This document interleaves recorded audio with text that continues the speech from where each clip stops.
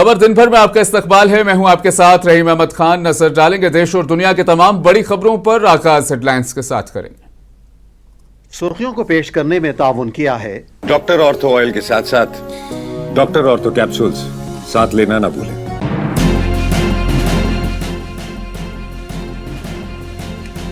Paper leak के खिलाफ तरमीम में बिल लोकसभा में पेश, मंगल को बहस होने का इम्कान।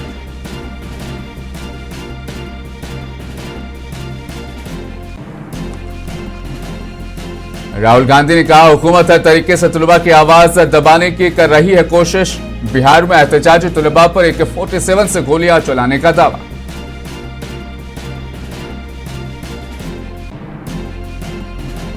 टीएमसी लीडर अभिषेक बनर्जी ने लोकसभा स्पीकर को लिखा खत, बाकी अरकान पार्लियामेंट को नाअहल करार देने पर जल्द फैसला करने का किया मुतालबा।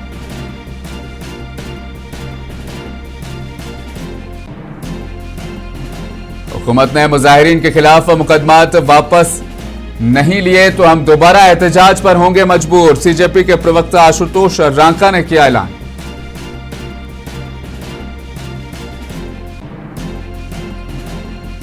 बांग्लादेश के ट्रिब्यूनल ने जुराइम के मुकदमे में शेख हसीना और दीगर के खिलाफ आयद किया फर्द जुर्म। दीगर आला हुकाम के खिलाफ गिरफ्तारी वारंट जारी।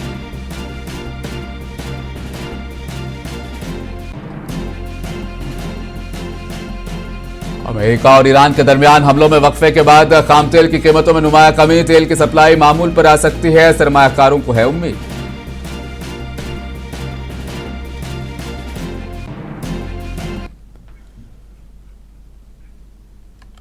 लोकसभा में एंटी पेपर लीक बिल पेश किया जाएगा। यह बिल मरकजी वजीर डॉक्टर जितेंद्र सिंह ने दरअसल पेश कर दिया है। इस बिल में कई अहम दफात शामिल हैं, जिनमें सख्त सजाएं जैसे 10 साल तक कैद, 10 करोड़ रुपए तक का जुर्माना और सजा याफ्ता मुजरिमों की जायदाद जब्त करना भी इस बिल में शामिल है।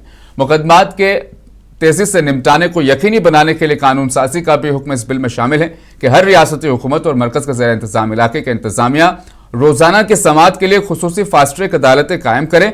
इसमें मजीद कहा गया है कि जुराइम की तफ्तीश पुलिस स्टेशन में मामला दर्ज होने की तारीख से 2 माह के अंदर मुकम्मल की जानी चाहिए। मुकदमे की समाअत चार्जशीट दाखिल करने के 3 माह के अंदर मुकम्मल होनी चाहिए।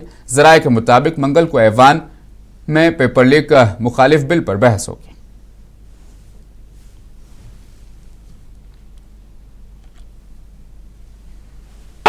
नंबर 13 श्री जितेंद्र सिंह। अध्यक्ष महोदय, I rise to move for leave to introduce the public examinations bracket prevention of unfair means amendment bill 2026 to amend the public examination prevention of unfair means bill 2024. Thank you, Speaker sir.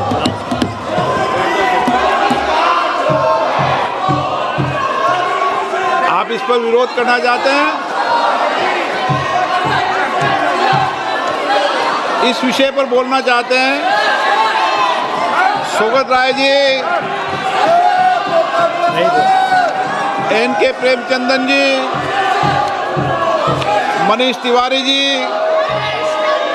Manickam Tagore ji.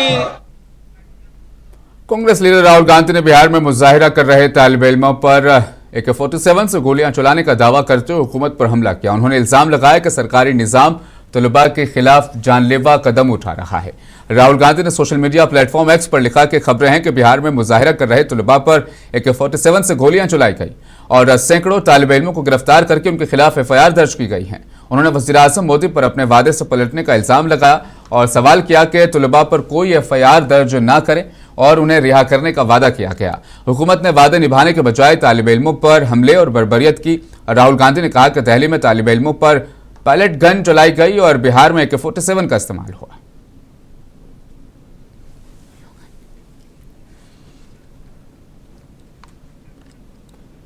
TMC के leader Abhishek Banerjee ने Lok Sabha speaker Om Birla को एक खत लिखा। इस खत में उन्होंने 20 बाकी अरकान पार्लियामेंट की नाअहली से मुतल्लिक दरख्वास्तों पर जल्द फैसला करने का मुतालबा किया। उन्होंने कहा कि बाकी अरकान के खिलाफ नाअहली की दरख्वास्तें ज़ेरुल-तवा है, जिसकी वजह से पार्लिमानी कार्रवाई और आईनी अमल मुतासिर हो रहा है। उन्होंने स्पीकर से अपील की कि इंसदाद इन्हिराफ यानी दल बदलने के कानून के मुताबिक जल्द फैसला किया जाए।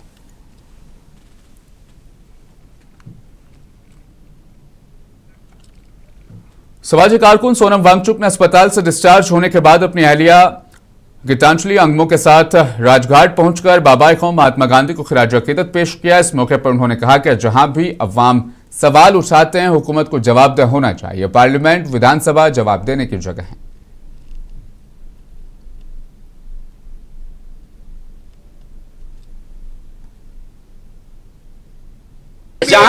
जहां भी कुछ भी होता है लोकतंत्र में, हर एक नेता, हर एक मंत्री जवाब दे तो होते ही हैं, और जवाब हो तो क्यों ना दें, ये होनी चाहिए। मैं ये कहूंगा जहां भी जनता सवाल करे उसका जवाब हो, जवाबदेही की जगह हो, और वो सांसद और विधानसभाएं हैं।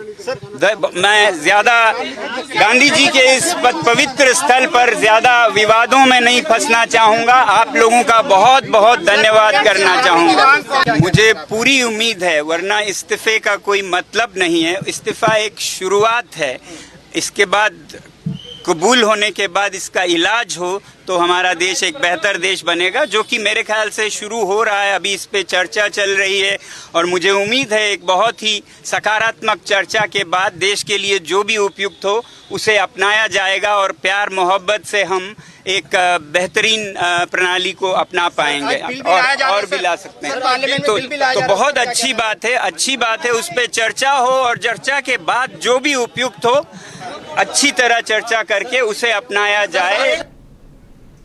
राज्यसभा के रुकन और सीनियर वकील कपिल सिब्बल ने सीजेपी के तर्जुमान सौरभ दास के साथ प्रेस कॉन्फ्रेंस से खिताब करते हुए एक कानूनी इमदादी मंसूबे का ऐलान किया। उन्होंने कहा कि सीजेपी एक ऐसा फ्रेमवर्क तैयार करेगी जो ये रिकॉर्ड रखेगा किस मुकाम पर क्या वाकया पेश आया, कौन से तुलबा या पुरअमन मुजाहिरीन मुतासिर हुए और उनके खिलाफ क्या कार्रवाई की गई। उन्होंने बताया कि एक खुसूसी वेबसाइट भी बनाई जाएगी जहां कानूनी मदद फराहम करने के ख्वाहिशमंद अपना नाम, मुकाम और अपनी खिदमात की तफसीलात दर्ज करा सकेंगे। कपिल सिब्बल ने इस मकसद के लिए 1 करोड़ रुपए अतिया देने का भी ऐलान किया।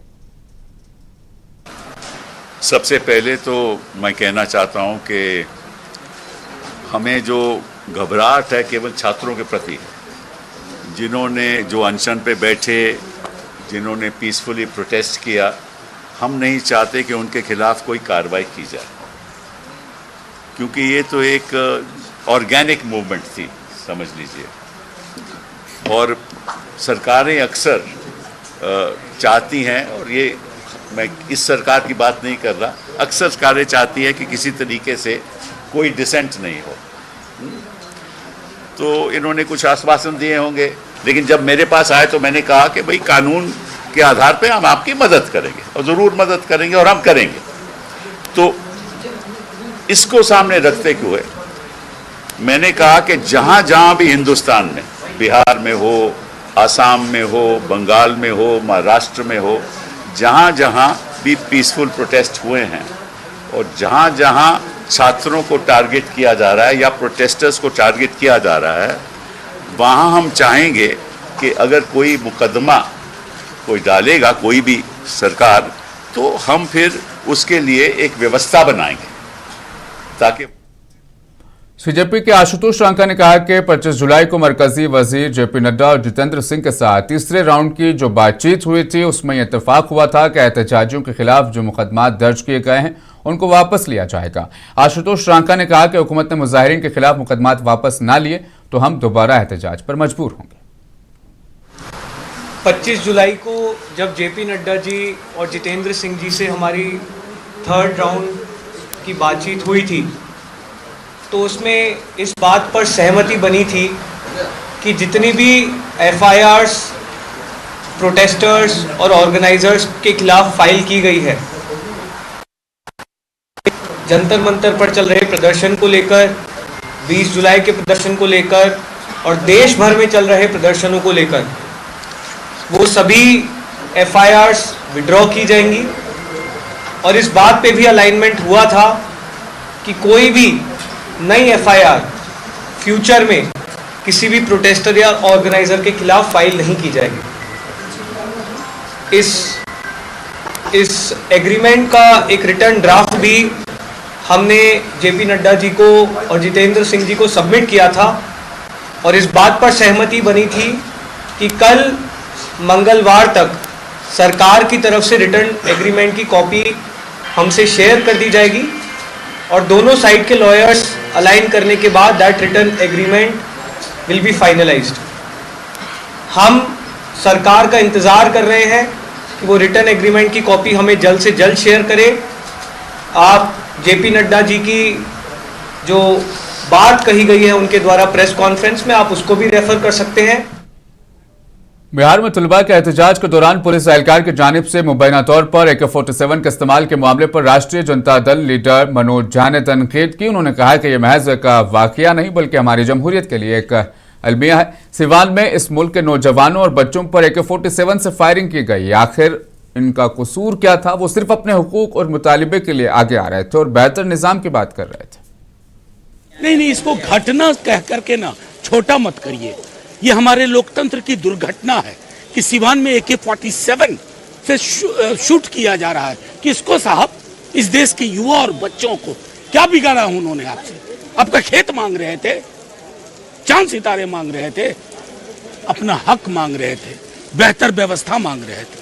और मुझे खुशी है कि राष्ट्रीय जनता दल की ओर से मैं माननीय सर्वोच्च न्यायालय में गया, एक शिक्षक के रूप में भी दिल्ली विश्वविद्यालय के, और माननीय मुख्य न्यायाधीश महोदय ने बिल्कुल एक रास्ता दिखाया है कि आंदोलनों को डील करने का एक लोकतांत्रिक सभ्य समाज में क्या तरीका होना चाहिए। नहीं, कांग्रेस लीडर इमरान प्रतापगढ़ी ने एहतजाजी तलबा पर किए गए लाठीचार्ज और हमलों की मजम्मत की। उन्होंने सवाल उठाया कि दिल्ली में तालिबात पर लाठीचार्ज का हुक्म किसने दिया, बैलेट गन्स क्यों इस्तेमाल किए गए। उन्होंने उसका जवाब देने पर वज़ीर दाखिला अमित शाह से मुतालबा भी किया। इमरान प्रतापगढ़ी ने कहा कि बिहार में तलबा पर मुबैना तौर पर AK-47 से फायरिंग क्यों की गई। दरअसल सरकार के पास आरोप लगाने के अलावा और कुछ है नहीं। पूरे देश के छात्रों ने जो सरकार पे आरोप लगाए हैं उसका जवाब कौन देगा?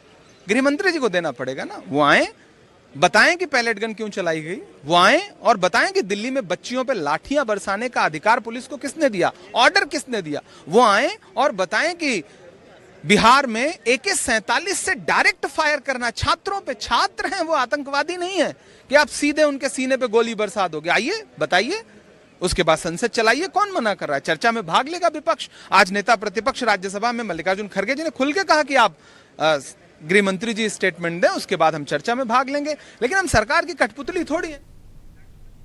तमिलनाडु सरकार को हाईकोर्ट से बड़ा झटका लगा है। कोर्ट ने कुरूर भगदड़ मुतासरीन के खानदानों के लिए नौकरियों का हुक्म मनसूख कर दिया है। वज़ीर आला विजय ने वज़ीर आला का ओहदा संभालने के बाद 10 जुलाई को कुरूर का अपना पहला दौरा भी किया और मुतासरा भगदड़ के मुतासर खानदानों के 32 अफराद को हमदर्दी की बुनियाद पर सरकारी मुलाजमतों की तकर्री के अहकामात भी दिए।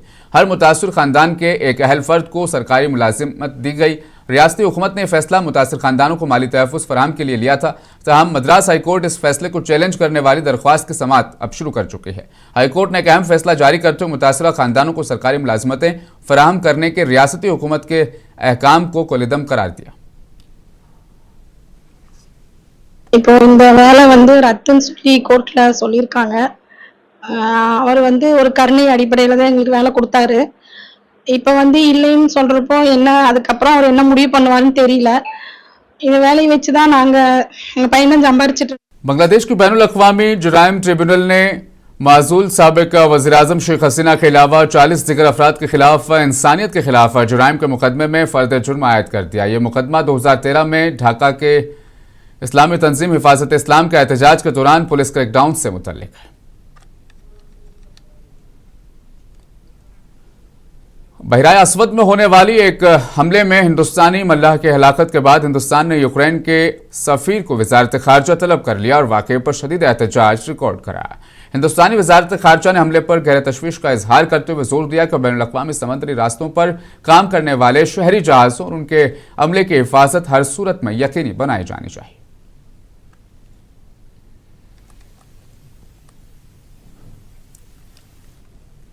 बहराए गब्सैन में ईरानी तजारती बहरी जहाज पर मुबैना हमले के बाद ईरान और यूक्रेन के दरमियान कशीदगी में नुमाया इजाफा हो गया है। ईरान ने यूक्रेन के कायम मकाम सिफारतकार को तलब करके सख्त एहतजाज रिकॉर्ड कराया है और इसे बैनुल अक़वामी क़वानीन की खुली खिलाफ वर्जी करार दिया है। ईरान पार्लियामेंट की कौमी सलामती और खारजा पॉलिसी कमेटी के सरबराह इब्राहिम अजीजी ने भी खबरदार किया है कि ईरान अपने मफादात के खिलाफ किसी भी कार्रवाई का मुनासिब जवाब देने का हक महफूज रखता है।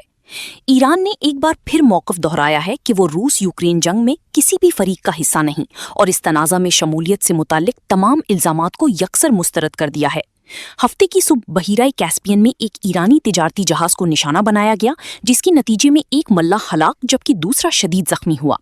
ईरान ने इस वाक़ये को बैनुल अक़वामी कवानीन और अक़वाम मुत्तहिदा की चार्टर की खुली खिलाफ वर्जी करार दिया है। ईरानी वज़ीर ख़ारजा अब्बास इराक़ची ने कहा है कि इस हमले को जवाब दिए बगैर नहीं छोड़ा जाएगा। अब्बास इराक़ची के मुताबिक उन्होंने यूरोपीय यूनियन की ख़ारजा पॉलिसी की सरबराह काया काल्स और रूसी वज़ीर ख़ारजा सरगई लावरोव से अलग अलग राब्ता किया और ईरानी मौक़िफ़ से आगाह किया। उन्होंने सोशल मीडिया प्लेटफॉर्म एक्स पर इल्ज़ाम आयद किया कि यूक्रेन ने ईरानी तिजारती जहाज को निशाना बनाया और दावा किया कि ये इक़दाम इसराइल के दबाव पर किया गया। यूक्रेन के सदर ज़ेलेंस्की ने ऐलान किया है कि यूक्रेनी फोर्सेस ने बहीराए कैस्पियन में एक ईरानी फौजी कार्गो शिप को निशाना बनाया, जिसके बारे में यूक्रेन का इल्ज़ाम है कि वो रूस के लिए फौजी सामान ले जा रहा था। यूक्रेनी सदर ज़ेलेंस्की मंगल के रोज वाशिंगटन में अमेरिकी सदर डोनाल्ड ट्रंप से मुलाकात करने वाले हैं, जहां ये मामला भी ज़ेरे बहस आने का इम्कान है। ब्यूरो रिपोर्ट, मुनसिफ टीवी। ईरान के सुप्रीम लीडर आयतुल्लाह अली खamenei ने हिजबुल्लाह की मुकम्मल हिमायत का इरादा करते हुए कहा कि ईरान हिजबुल्लाह के जंगजुओं के तहफ़्फ़ुज़ को अपनी स्ट्रेटेजिक जिम्मेदारी समझता है। उन्होंने लिबनान के खिलाफ इजरायली फौजी कार्रवाइयाँ फौरी और गैर मशरूत तौर पर बंद करने का मुतालबा भी किया है। ईरान के supreme leader Ayatollah Ali Khamenei ने सोशल मीडिया प्लेटफॉर्म एक्स पर जारी अपने पैगाम में कहा कि ईरान हिजबुल्लाह के तहफ़्फ़ुज़ और लुबनान की इलाकाई सालमियत के दिफा को अपनी स्ट्रेटेजिक जिम्मेदारी समझता है। उन्होंने हिजबुल्लाह के सेक्रेटरी जनरल शेख नईम कासिम के नाम पैगाम में तंजीम के जंगजुओं की कुर्बानियों, सब्र और इस्तिकामत को खराजे तहसीन पेश करते हुए कहा कि इसराइल के खिलाफ मज़ाहमत ही वाहिद रास्ता है और मुसलसल मज़ाहमत ही बिलाखिर कामयाबी का बाइस बनेगी। खामेनी ने इस बात पर भी जोर दिया कि अमेरिका के साथ किसी भी मुमकिना मुआहदे में लुबनान के खिलाफ इसराइली फौजी कार्रवाइयों का मुकम्मल और गैर मशरूत खात्मा शामिल होना चाहिए। ईरानी सुप्रीम लीडर ने जुनूबी लुबनान के अवाम की साबित कदमी की सताइश करते हुए साबिक हिजबुल्लाह सरबराह सैयद हसन नसरुल्लाह और दीगर कमांडरों को खराजे अकीदत पेश किया। उनके मुताबिक हिजबुल्लाह ने एक छोटी तंजीम से एक मजबूत मज़ाहमती कुव्वत की शक्ल इख्तियार की है, जिसने लुबनान का वक़ार पूरे खित्ते में बुलंद किया। ये बयान ऐसे वक्त में सामने आया है जब मशरकी वस्ता में कशीदगी बरकरार है। ताहम गुज़िश्ता 2 रोज से ईरान और अमेरिका के दरमियान बराह रास्त हमलों में वक्फा देखा गया है। अक़वाम मुत्तहिदा में अमेरिका के सफ़ीर माइक वॉल्टिस के मुताबिक सदर डोनाल्ड ट्रंप सफारती कोशिशों को मजीद वक्त देना चाहते हैं, जबकि ईरान की फौजी तर्जमान ने भी दावा किया है कि दोनों ममालिक ने गुज़िश्ता 2 रातों के दौरान एक दूसरे पर हमले नहीं किए। तज्ज़ियाकारों के मुताबिक ईरान की इस ताज़ा बयान से वाज़िह होता है कि तेहरान हिजबुल्लाह की सियासी और अस्करी हिमायत जारी रखने की अपने मौक़िफ़ पर कायम है, जबकि खित्ते में जारी सफारती कोशिशों और सिक्योरिटी सूरत हाल पर आलमी बरादरी की नज़रें मरकूज़ हैं। ब्यूरो रिपोर्ट, मुनसिफ टीवी।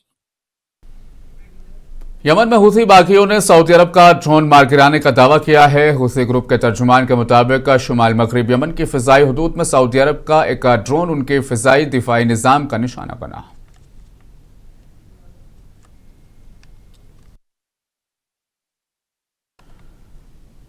इज़राइली वज़ीर आज़म बेंजामिन नेतन्याहू अमेरिका के दौरे पर रवाना हो गए, जहां वो अमेरिकी सदर डोनाल्ड ट्रंप से मुलाकात करेंगे। नेतन्याहू ने कहा कि मुलाकात में मुख्तलिफ आलमी उमूर पर बातचीत होगी, ताहम ईरान का मामला एजेंडे में सबसे अहम होगा।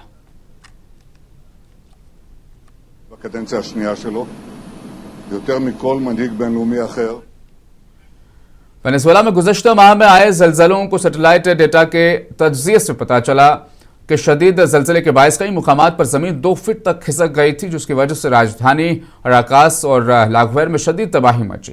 इसरो नासा के साइंसदानों की जानिब से की गई रिसर्च से इस बात का इंकशाफ हुआ है। इन ज़लज़लों में 5000 से ज़ायद हलाकतें हुई थी और तकरीबन 20,000 से ज़ायद अफराद ज़ख्मी हो गए थे। वेनेज़ुएला में गुज़िश्ता माह आने वाले 2 ताकतवर ज़लज़लों से मुताल्लिक़ इसरो और नासा के मुश्तरका मिशन के निसार सैटेलाइट ने अहम इंकशाफात किए हैं। सैटेलाइट डेटा के मुताबिक ज़लज़लों के बायस बाज़ इलाकों में ज़मीन तकरीबन 60 सेंटीमीटर यानी 2 फुट तक खिसक गई, जिसके नतीजे में दारुल हुकूमत काराकास और लागोएरा में शदीद तबाही हुई। साइंसदानों ने 24 जून के जलजलों से पहले और बाद में निसार सैटेलाइट से हासिल होने वाली तस्वीर का तकाबली जायजा लिया। 13 और 18 जून की तस्वीर को 25 और 30 जून के डेटा से मिलाकर जमीन की सतह में आने वाली तब्दीलियों का तफसीली तज्जिया किया गया। याद रहे कि 24 जून को शुमाली वेनेजुएला में पहले 7.2 शिद्दत का जलजला आया, जिसके सिर्फ 39 सेकंड बाद 7.5 शिद्दत का दूसरा ताकतवर जलजला रिकॉर्ड किया गया। इन जलजलों के नतीजे में 5000 से जायद अफराद हलाक जबकि तकरीबन 16,700 अफराद जख्मी हुए। काराकास, लागोएरा, त्रुजिलो, याराकोई, काराबोबो, अराग्वा और मिरांडा समेत कई रियासतें शदीद मुतासिर हुईं। जमीन की सतह में मामूली तब्दीलियों का पता लगाने के लिए साइंसदानों ने इंटरफेरोमीट्रिक सिंथेटिक अपर्चर रेडार इंसार टेक्नोलॉजी इस्तेमाल करती हुई सैटेलाइट की मुख्तलिफ औकात में हासिल किए गए डेटा का मवाजना करके जमीन की हरकत को इंतहाई दुरुस्त अंदाज में रिकॉर्ड किया। ये पहला मौका था कि किसी बड़े जलजले के बाद जमीन की तब्दीलियों को नक्शे की सूरत में दिखाने के लिए निसार की अर्जेंट रिस्पॉन्स सिस्टम को इस्तेमाल किया गया। नासा की जेट प्रोपल्शन लेबोरेटरी की जियोफिजिक्स एक्सपर्ट एरिक फील्डिंग के मुताबिक जलजले की फॉल्ट लाइन समंदर से मशरिक की जानिब बढ़ते हुई काराकास के शुमाल में वाकई बैनुल-अक़वामी हवाई अड्डे के करीब दोबारा साहिल से मिली, जहां इसकी जुनूब में जमीन का खिसकाव सबसे ज्यादा यानी तकरीबन 60 सेंटीमीटर रिकॉर्ड किया गया। इनके मुताबिक यही वजह थी कि काराकास और लागोएरा में बड़ी पैमाने पर तबाही देखने में आई। माहिरीन का कहना है कि निसार सैटेलाइट जमीन को तकरीबन 40 डिग्री के जाविये से देखता है, जिसकी बदौलत वो जमीन की उफ़क़ी और अमूदी दोनों सिमतों में होने वाली हरकत को रिकॉर्ड करके जलजलों की नौयत और असरात को बेहतर अंदाज में समझने में मदद फराहम करता है। माहिरीन के मुताबिक जदीद सैटेलाइट टेक्नोलॉजी मुस्तकबिल में जलजलों की असरात का तेजी से जायजा लेने और इमदादी कार्रवाइयों को मुअस्सर बनाने में अहम किरदार अदा कर सकती है। ब्यूरो रिपोर्ट, मुंसिफ टीवी। अमेरिका और ईरान के दरमियान गुज़श्ता 2 रोज से हमलों में वक्फे के बाद आलमी मंडी में खाम तेल की कीमतों में नुमाया कमी देखी जा रही है। सरमायाकारों को उम्मीद है कि कशीदगी में आर्जी कमी के बायस तेल की सप्लाई मामूल पर आ सकती है, जिसके असरात आलमी मईशत और ईंधन की कीमतों पर भी मुरतब हो सकते हैं। इस हवाले से आप देखिए ये तफसीली रिपोर्ट। मुझे दीजिए इजाजत, बने रहें मुंसिफ टीवी के साथ। काराकास और अमेरिका और ईरान की जानिब से मुसलसल दूसरे दिन एक दूसरे के खिलाफ कोई फौजी कार्रवाई न किए जाने के बायस आलमी मार्केट में तेल की कीमतें तेजी से नीचे आ गई हैं। पीर की इब्तदाई ट्रेडिंग में ब्रेंट क्रूड की कीमत तकरीबन 5% कमी के साथ $92 फी बैरल तक आ गई, जबकि अमरीकी खाम तेल वेस्ट टेक्सास इंटरमीडिएट भी 5.6% गिरकर तकरीबन $84 फी बैरल पर आ गया। गुज़श्ता हफ्ते मशरक़ी वस्ता में बढ़ती हुई कशीदगी के बायस ब्रेंट क्रूड की कीमत मुख्तसर वक्त के लिए $102 फी बैरल तक पहुंच गई थी। सरमायाकारों को खदशा था कि जंग में शिद्दत आने से खलीज फारस से तेल की तरसील मुतासिर हो सकती है। माहिरीन के मुताबिक आलमी तेल मार्केट की सबसे बड़ी तशवीश आबनाए हुर्मुज़ है, जहां से दुनिया के तकरीबन 1/5वां हिस्सा खाम तेल गुजरता है। अगर इस अहम समंदरी रास्ते में रुकावट पैदा हो तो आलमी सतह पर तेल और ईंधन की कीमतों में मजीद इजाफा हो सकता है। इधर अक़वाम मुत्तहिदा में अमरीकी सफ़ीर माइक वॉल्ट्स के मुताबिक सदर डोनाल्ड ट्रंप ने सफारती कोशिशों को मौका देने के लिए ईरान पर हमले रोक रखे हैं, जबकि ईरान ने भी खित्ते में जवाबी कार्रवाइयां रोकने का इशारा दिया है। ताहम ईरान की वजारती खारजा के तर्जुमान इस्माइल बकाई ने पीर के रोज कहा कि आबनाए हुर्मुज़ बदस्तूर बंद और वाजे किया कि ईरान अमरीका को ये फैसला नहीं करने देगा कि जंग और अमन का वक्त क्या होगा। दूसरी जानिब सालिस ममालिक की जानिब से मुज़ाकरात की बहाली के लिए सफारती राब्ते भी जारी हैं, जिससे सरमायाकारों में ये उम्मीद पैदा हुई है कि कशीदगी मजीद कम हो सकती है। माशी माहिरीन का कहना है कि अगर जंग बंदी की ये फजा बरकरार रही तो न सिर्फ तेल की कीमतों में इस्तेहकाम आएगा बल्कि आलमी महंगाई के दबाव में भी कमी आ सकती है। ताहम इनके मुताबिक खित्ते की सूरत हाल अब भी गैर यकीनी है और किसी भी नई फौजी कार्रवाई से तेल की कीमतें दोबारा तेजी से बढ़ सकती हैं।